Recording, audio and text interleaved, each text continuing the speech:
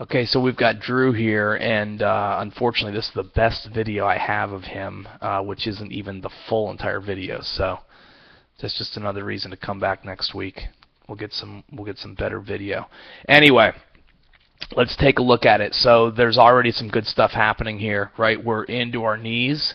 We are, let's see, we've got a nice bend here, and additionally, right, we are starting to, bang that back knee down into the ground. That's probably a year or two away from talking a lot about really driving our back knee down into the ground. That's something that Kevin Long talks a lot about, but I don't know. Drew maybe is a little bit advanced there, and he might be able to pick up some of that stuff a little bit earlier. I think this is there's a lot of potential here. I thought a lot of this swing last night. So anyway, let's move it through.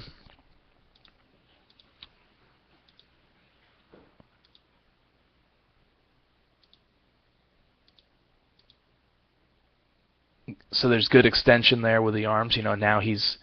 You'll hear me talk a lot about short two and long through, and he got to long through there. Let's get all this stuff off of here. I mean, so this is, he's naturally staying back, right? I mean, this is advanced for his age to be able to get to there. I did notice last night, I can remember saying to him, hey, you over-rotated your foot.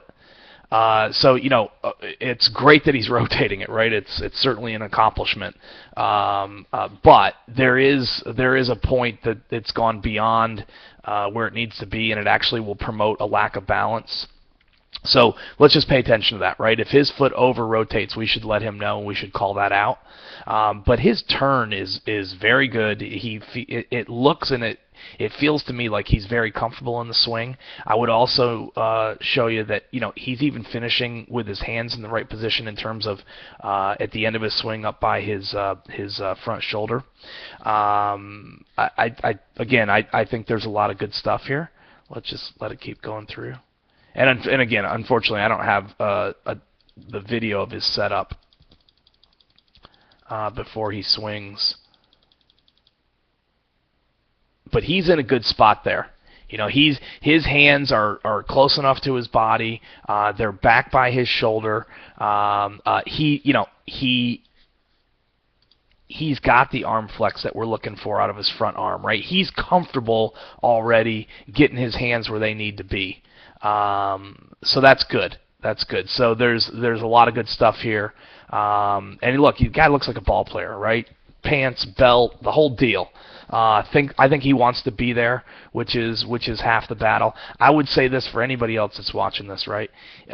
This early hitting stuff is important, because if these guys don't have fun, right? If they end up batting 150 or 200 or whatever, and it's not that the stats will be kept, but they'll feel it, right? If they don't have fun early on, it's tough to keep them engaged in the game. The game's a challenging game, but if they do have some success, and the greatest feeling in baseball, right, is hitting a baseball pure. It's not striking a guy out. The greatest physical feeling is connecting with a baseball. And if we can get that to happen for all these guys, the odds of them leaving the game, I think, go down dramatically. And that's really what you're doing early on here, right? If you think that you'd like your son to be involved with baseball, you're trying to provide some positive experiences early in their playing days, or early in their playing career, if you will. You're trying to provide some positive experiences so they want to stick with the game. And hitting a baseball the right way, it feels great, and that is a great positive experience. And I think we've got a good chance here.